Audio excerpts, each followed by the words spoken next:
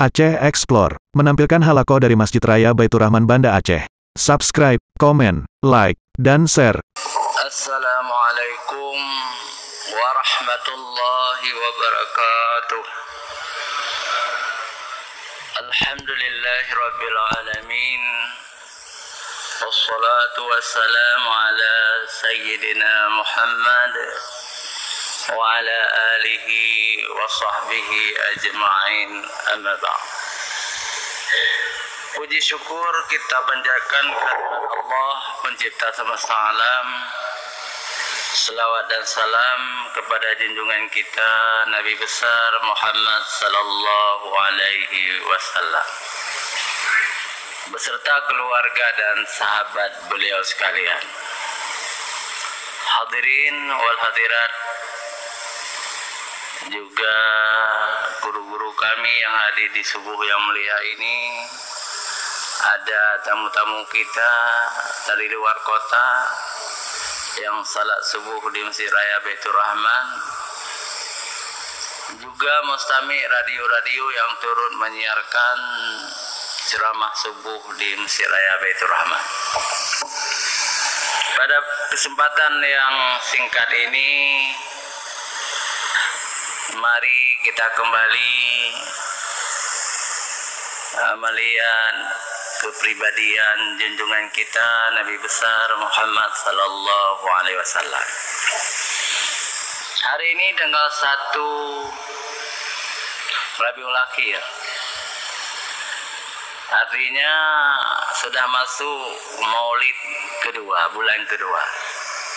Di Aceh bukan Maulud 2, nyo kita mau Maulud 2. Di mana-mana di Aceh diperingati Maulid. Alhamdulillah. Kenduri ada ceramah, tujuan supaya orang-orang Islam di Aceh mencintai Rasulullah sallallahu alaihi wasallam. Karena kebanyakan manusia tidak tahu sama sekali tentang Rasulullah, termasuk orang Islam itu sendiri. Dan ini telah digambarkan oleh Allah Subhanahu wa taala di dalam surat Taubat, di dalam surat Saba ayat 28. A'udzubillahi minasyaitonir rajim. Wa ma arsalnaka illa kaffatan linnasi basyiran wa nasira. Walakinna aksaran nasi la ya'lamun.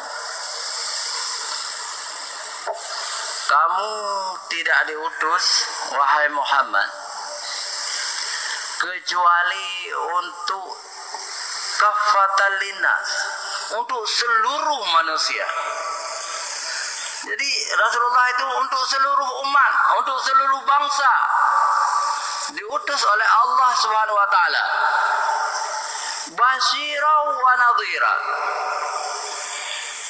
Nabi Muhammad itu ditugaskan oleh Allah untuk menyampaikan berita gembira surga yang penuh nikmat, wa nadhira, dan peringatan tentang neraka yang penuh azab. Walakinna aksaran nasi la ya'lamun. Akan tetapi kebanyakan manusia tidak mengetahui. Alah debu. Fikir Nabi utuh oleh Allah untuk orang Arab entah. Untuk orang Indonesia, urusan Muhammad itu. Di Indonesia agama roh. Agama apa? Agama Hindu, Buddha. Agama menyembah setan. Orang Indonesia yang belakang lagi ya. Yang pantengong lagi ya. Ipike agama Islam ini agama orang Arab. Na'udzubillah min dzalik. Padahal Muhammad diutus oleh Allah SWT kafatan linnas, untuk seluruh bangsa, untuk seluruh manusia. Orang Bali itu agamanya agama yang dibawa Muhammad. Orang Papua itu agamanya agama yang dibawa Muhammad. Orang Cina itu agamanya agama yang dibawa Muhammad. Orang Eropa, orang Australia, seluruh manusia agamanya adalah agama Islam. Oh, mereka tidak mau, sudah diakui oleh Allah. Walakinna aksaran nasi la ya'lamu. Kebanyakan manusia tidak mengetahui. Nah, bagaimana caranya memperkenalkan Muhammad dan agama Islam ini kepada manusia? Dengan dakwah. Dakwah ini harus didukung oleh ulama dan umara. Semua mendukung. Kalau perlu memerangi. Dulu orang-orang Arab itu memerangi Persia supaya mereka berislam. Umar bin Khattab memerangi Persia, memaksa mereka masuk Islam. Bukan untuk kepentingan Umar bin Khattab, untuk kepentingan manusia itu sendiri. Umar bin Khattab memerangi Mesir supaya orang-orang Mesir itu masuk Islam, bukan untuk kepentingan Sayyidina Umar, tapi untuk kepentingan orang-orang Mesir sendiri supaya bertauhid. Utsman bin Affan memerangi India, Afghanistan, lalu mereka itu masuk Islam, bukan untuk kepentingan Utsman bin Affan, tapi untuk kepentingan orang-orang India sendiri, orang-orang Afghanistan. Jadi tidak memerangi juga boleh, tapi dakwah secara kuat. Sumatera hanya 30 tahun ditaklukkan oleh Islam bil hikmah, tanpa perang. Jawa juga sekitar 30 tahun ditaklukkan oleh Islam. Malaysia, Kalimantan, Sulawesi, Maluku. Ada niat dari manusia-manusia di zaman itu untuk menyebarkan agama Allah. Ada niatnya. Karena itu memang perintah Allah mendakwahkan Islam ini untuk seluruh dunia. Tapi anehnya, kalau mereka dulu datang dengan ekonomi yang lemah, tapi memiliki hati yang selamat, mereka mampu menaklukkan manusia. Sriwijaya itu Buddha, ditaklukkan oleh Islam. Jawa itu Hindu, ditaklukkan oleh Islam. Sekarang kita bertanya, sudah 74 tahun merdeka.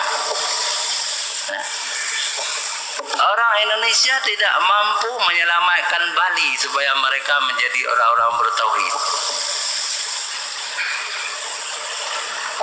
Orang Aceh atau orang Minang atau orang Melayu Riau tidak mampu mengajak orang Batak Kristen supaya beragama Islam.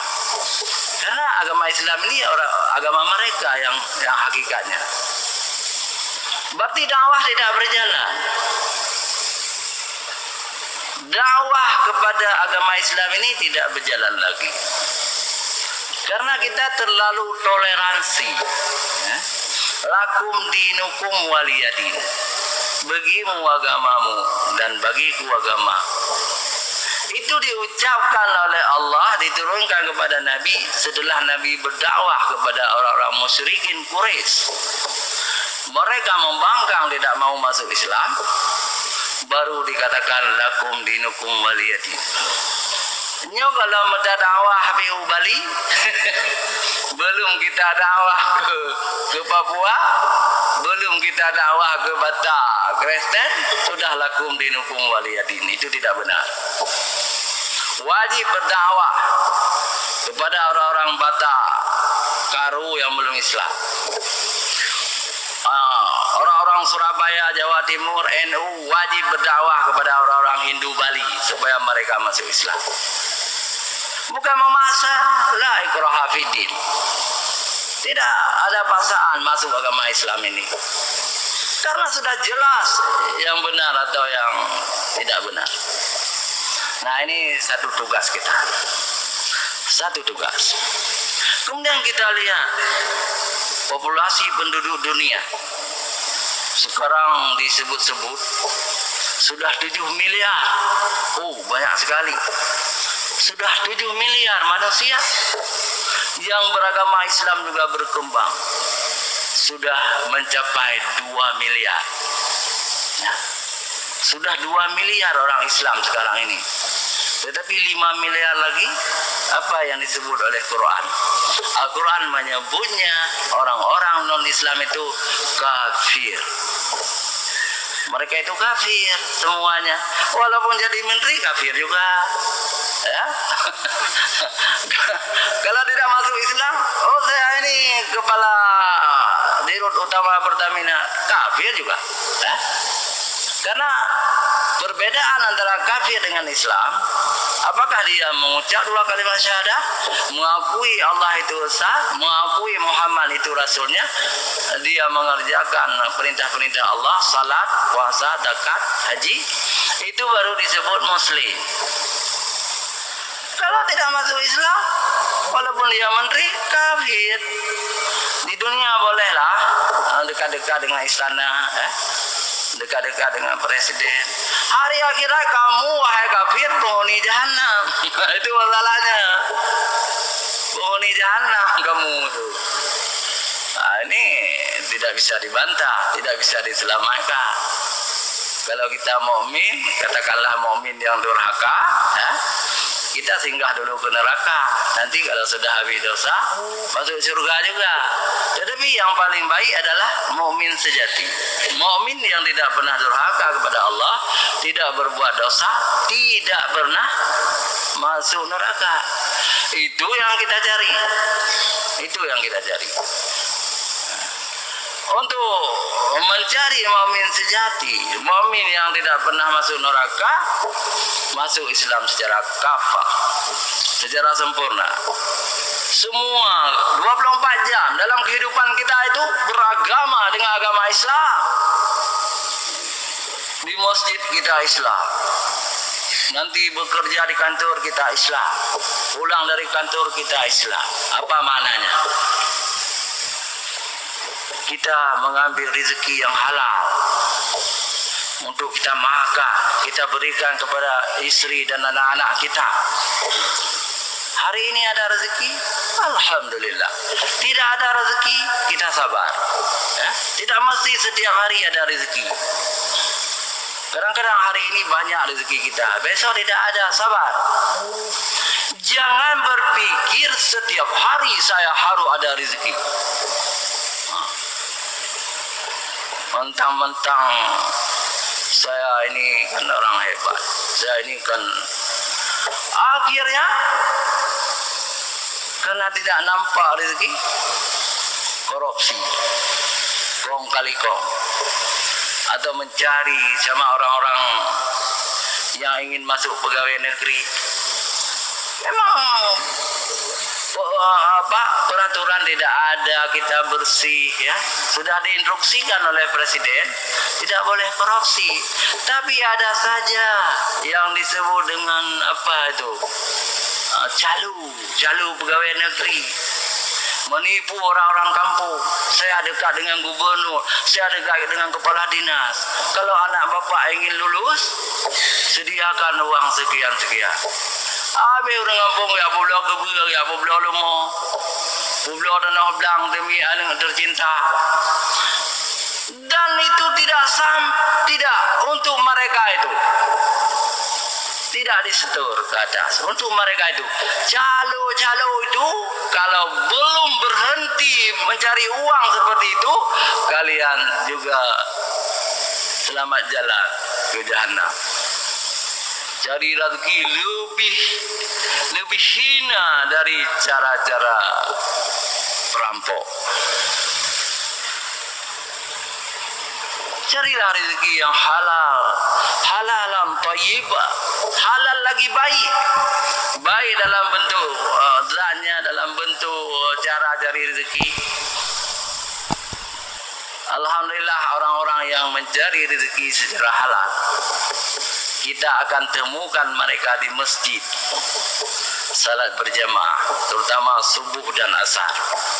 Kalau orang sudah bisa salat berjamaah subuh dan asar, juga insya itu orang-orang yang waktu menjadi pejabat, orang itu mencari rezeki secara halal. Tapi kalau ada mantan-mantan pejabat tidak pernah nampak ke masjid salat berjamaah, terutama subuh dan asar, juga isya, ada kemungkinan cara mencari rezeki dulu tidak sesuai dengan perintah Allah dan Rasulnya. Bahaya rezeki-rezeki yang haram itu, bahaya. Hadirin wal hadirat yang dirahmati Allah. Jadi 5 miliar lagi manusia itu tidak mengenal Muhammad. Mereka itu kafir. Ada yang Hindu, ada yang Buddha, ada yang komunis, ada yang Kristen. Itu semuanya calon penghuni neraka. Jadi kita yang 2 miliar yang sudah mengakui Allah dan Rasulnya juga bahaya. Di dalamnya itu ada satu kaum yang lebih buruk dari kafir. Nah, mereka itu adalah munafik. Orang munafik, orang yang Islam hanya di mulutnya, tetapi tidak pernah masuk ke dalam dadanya. Semua yang berbau Islam mereka benci. Mereka kadang-kadang menuduh umat Islam macam-macam. Dituduh teroris, dituduh radikal. Pokoknya yang betul-betul taat, yang pakai pakaian Islam, itu teroris. Itu radikal, itu sangat berbahaya. Kalau memang dia teroris, boleh kita duduk. Kalau memang dia itu radikal, boleh. Tetapi sayangnya semuanya disamakan. Semua disamakan. Siapa yang menyamakan semua radikal umat Islam? Umat Islam yang ingin menegakkan syariat Islam katanya radikal, teroris. Itu si haram jadah Amerika. Di Amerika menuduh orang Palestina yang sedang berjuang ingin merdeka. Amerika menuduh orang Palestina itu teroris. Naudzubillah min dzalik. Kadang-kadang pikiran mereka masuk ke kita. Orang-orang kita pun cepat-cepat menuduh saudaranya teroris. Dalam agama Islam, kita tuduh orang itu kafir, kita tuduh orang itu munafik, kita tuduh orang itu musuh Allah. Kalau tidak benar tuduhan itu, kata Rasulullah, kembali kepada yang menuduh. Kita tuduh orang radikal. Orang itu tidak benar radikal. Yang menuduh itu yang radikal, kembali dia. Kita tuduh orang itu kafir. Orang itu bukan kafir, orang itu bertauhid. Jadi yang kafir kita yang menuduh. Kita tuduh orang itu berzina. Orang itu tidak berzina. Dan kita tidak mampu mencari saksi bahwa mereka itu berzina. Itu dosa dina yang menuduh itu. Yang menuduh orang berzina tanpa saksi, yang menuduh itu yang berzina. Kita maki-maki orang tua orang lain. Yang sering tak di Aceh. Bahasa Aceh, anak bopo kali itu mana? Tuna ayah go. Kita maki-maki orang tua orang lain. Sama dengan kita maki-maki orang tua kita sendiri. Naudzubillah min dzalik. Jadi jangan terlalu cepat mentakfirkan orang. Nggak boleh. Selidiki dulu, tabayun dulu. Apakah benar orang-orang yang pakai cadar itu radikal? Pakai cadar itu sunnah. Kok kita duduk sembarangan? Tabayun dulu. Dan yang paling jahiliyah orang Tidak pernah dituduh orang yang pakai rok mini, yang buka dada, buka aurat, tidak pernah dicurigai apa-apa. Tetapi yang berwajah Islam sudah mendapat tuduhan. Nah, kita himbau mereka itu bertaubat. Nah, jangan sembarang menuduh. Hadirin wal hadirat yang dirahmati Allah. Pelajari sirah Nabi, riwayat, sejarah, kisah Nabi, terutama Nabi kita, Nabi Muhammad sallallahu alaihi wasallam. Kita pelajari di dalam Islam ini ada satu tanda keimanan adalah ghirah. Ghirah itu bahasa Arab cemburu kepada ulama, cukup taat katanya. Lo naruh taat. Itu cemburu yang baik. Cemburu kita kepada ulama. Mereka itu mampu kita kuning. Saya juga harus mampu kita kuning. Nah, harus ada seperti itu. Cemburu kita kepada jemaah subuh Masjid Raya. Saya juga harus ikut menjadi jemaah subuh Masjid Raya. Jadi ghirah, semangat beragama.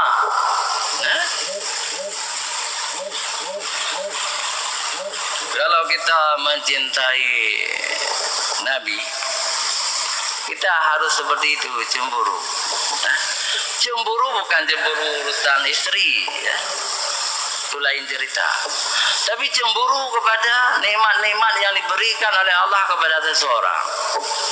Nabi waktu Isra Mi'raj pernah melihat dua istana yang paling agung dalam surga. Nabi bertanya kepada Jibril, yang itu siapa punya? Yang itu siapa punya?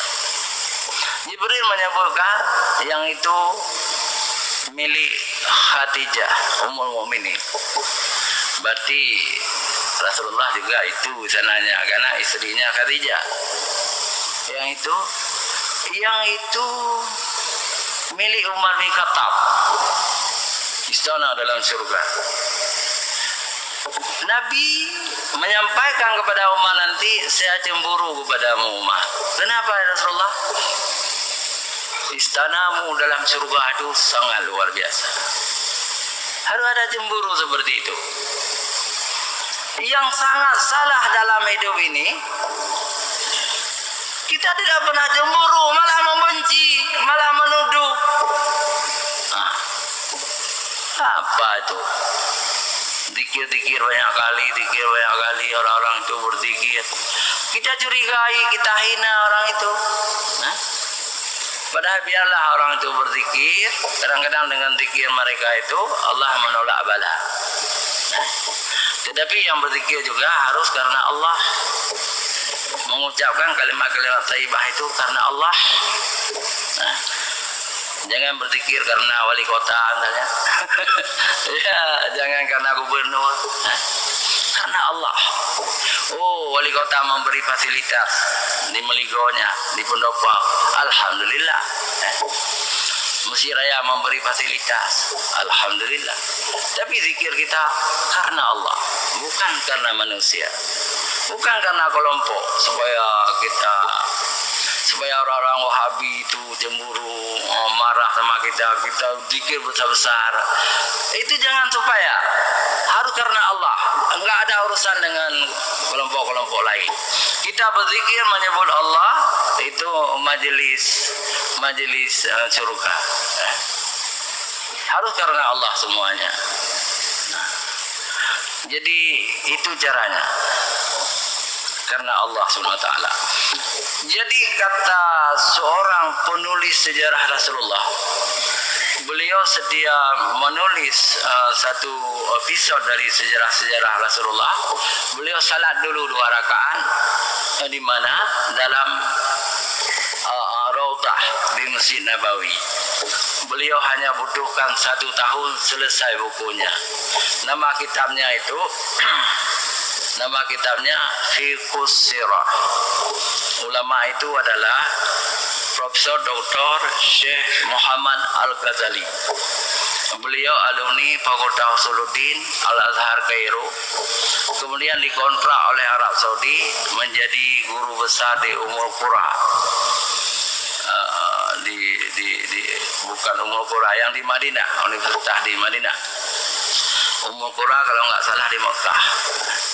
Ini di Madinah. Jadi beliau tulis Fiqhus Sirah itu, riwayat Nabi Muhammad SAW. Setiap satu bab beliau salat dulu 2 rakaat, baru dimasukkan ke dalam kitabnya itu. Artinya hari-hari dhaif, dongeng-dongeng sudah dibuang, diambil yang sahih-sahih saja. Apa kata beliau? Beliau berpendapat mempelajari sirah Nabi itu wajib, fardu ain. Wajib hukumnya, fardu ain. Karena orang tanpa mengetahui sirah Nabi tidak mencintai Nabi. Kalau orang tidak mencintai Nabi, tidak mencintai Islam. Karena yang membawa Islam adalah Nabi. Kalau orang tidak mencintai Islam, tidak mencintai Allah. Orang yang tidak mencintai Allah, kita tahu sendiri, kita akan masuk neraka. Saya imbau kepada seluruh pendengar radio, juga jamaah di sini, kita harus memperdalam sirah nabawiyah, kita harus mengenal perjuangan Nabi, insyaallah kita akan mencintai Nabi. Qul in kuntum tuhibbunallah fattabi'uni yuhibbukumullah wa yaghfir lakum dzunubakum. Katakanlah hai Muhammad, kalau engkau wahai manusia benar-benar mencintai Allah, maka fattabi'uni, ikutlah aku. Niscaya Allah akan mencintai kamu dan akan mengampuni dosa-dosa kamu. Jadi kita gunakan bulan Maulid kedua ini untuk mencintai Rasulullah dengan cara mempelajari sunnah-sunnah Rasulullah Sallallahu Alaihi Wasallam. Hanya sampai di sini, lebih dan kurang kami mohon maaf. Billahi taufiq wal hidayah. Wassalamualaikum warahmatullahi wabarakatuh.